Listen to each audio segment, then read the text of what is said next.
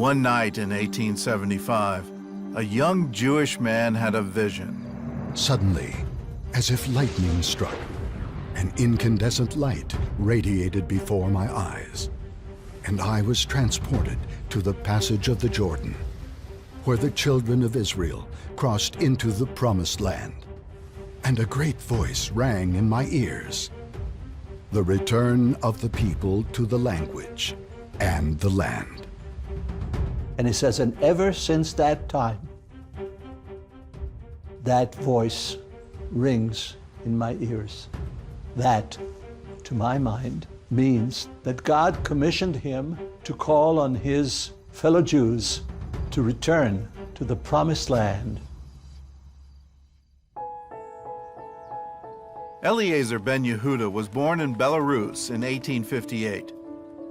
His fascination with the Hebrew language started early, and he began studying the Bible at the age of 3.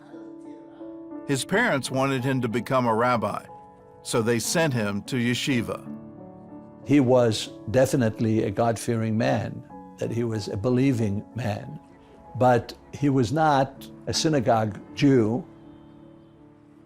After high school, Ben Yehuda broke the news to his mother.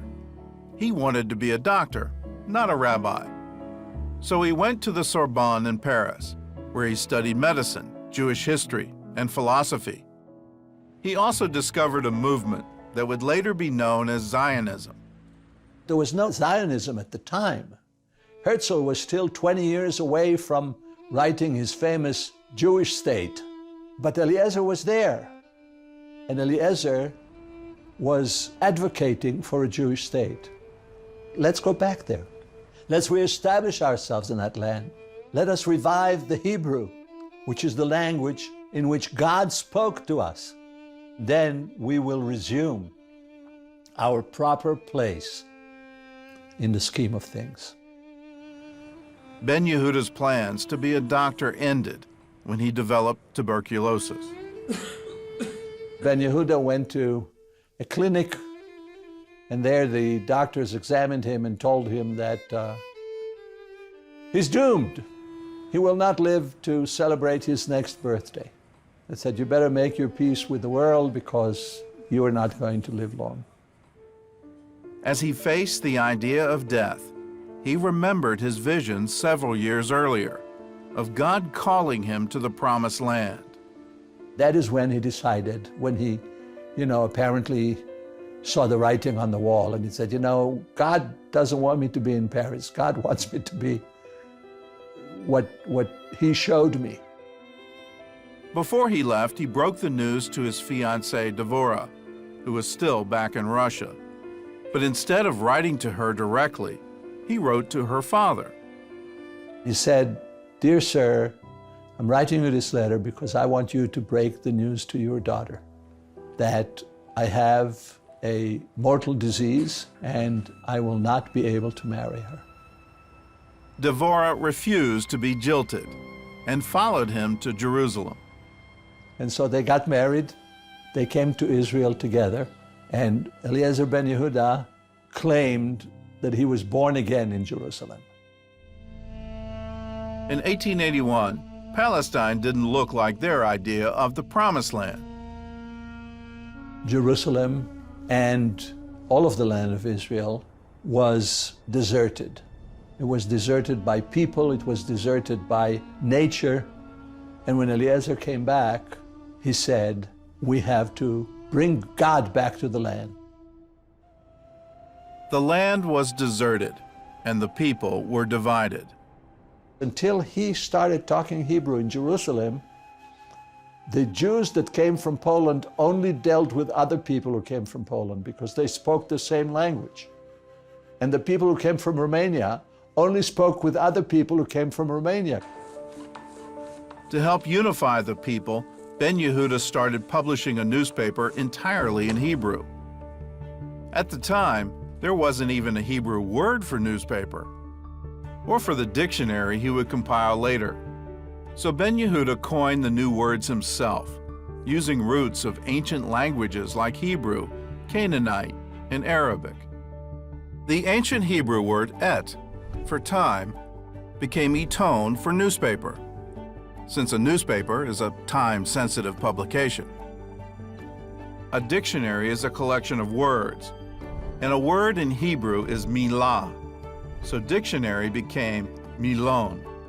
He would write articles for the paper, and he would say, there was a huge fire in Jerusalem. Only people didn't know the word for fire. In the back of his newspaper, he put a little list of words. And he told people, I will only have it listed once. So if you don't remember it, please cut this list and keep it. Soon his readers started sending requests for a full dictionary, so Ben Yehuda started compiling one. In many cases, he turned to the Bible for inspiration in creating new words. One example is the word for pistol. He tried to find roots in old words. There's a word in Ezekiel that speaks about certain stones, and the text calls them avnei ekdach, and it doesn't tell us what ekdach is. Now, we also know about a young lad who could do wonders by using his sling with a couple of good stones. And so Eliezer put his mind to it, and it says, those stones put a hole in the head of Goliath. Maybe that was avnei ekdach. Today, you can use this pistol, and you can put a nice hole in somebody's head, which will kind of slow him down, you know, just like he did with Goliath. And so he decided to call that thing ekdach, and that's the name to this day. Now, did they have pistols back in Bible days? No, they didn't. But the word fits. Ben Yehuda also created a committee to help him with specialized words. What he did was he invited people who could tell him what words are necessary. For example, he had a doctor, and the doctor said to him, we need a word for syringe. We need a word for putting a band around a wound. For his family and friends, Ben Yehuda had a strict rule: Hebrew only. This posed a challenge for his wife, who knew Russian, French, and German, but very little Hebrew. He said to his wife, he says, if nobody wants to talk Hebrew with you, then you're going to be without friends. I'm really sorry. That rule also applied to his son, whom he named Ben Zion, or son of Zion. Even as a baby, he was kept at home so he wouldn't be exposed to other languages. He was almost 3 years old, didn't say a word. And everybody in town was whispering behind their backs that the reason was that they were only talking Hebrew to him. They said, you see, he's going to grow up to be an idiot.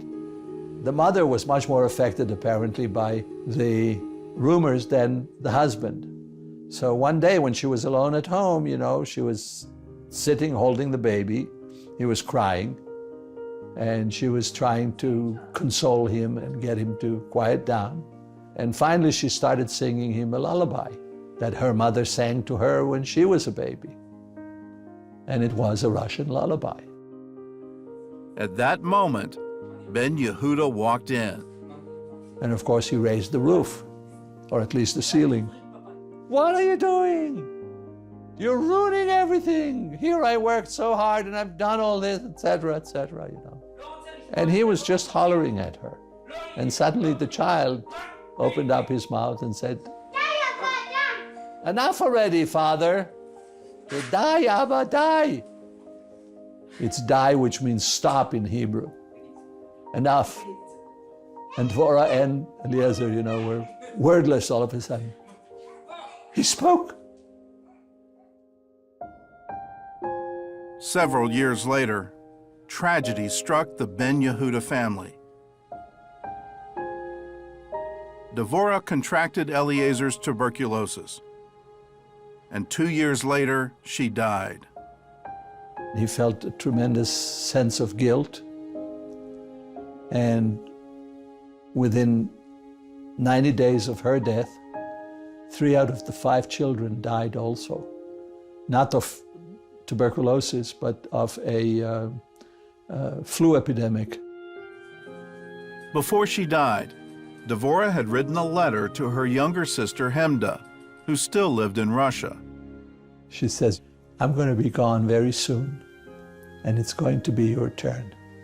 And then she put in another line, and she said, if you want to be a princess,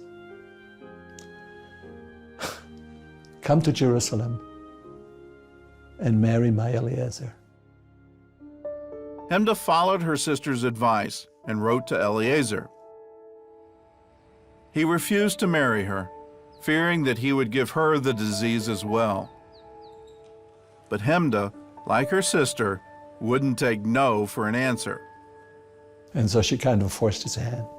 And he married her. And she lived with him 30 years. And she had 6 children with him, 3 of whom died. The 2 children that survived from her sister, she raised. And she was my grandmother.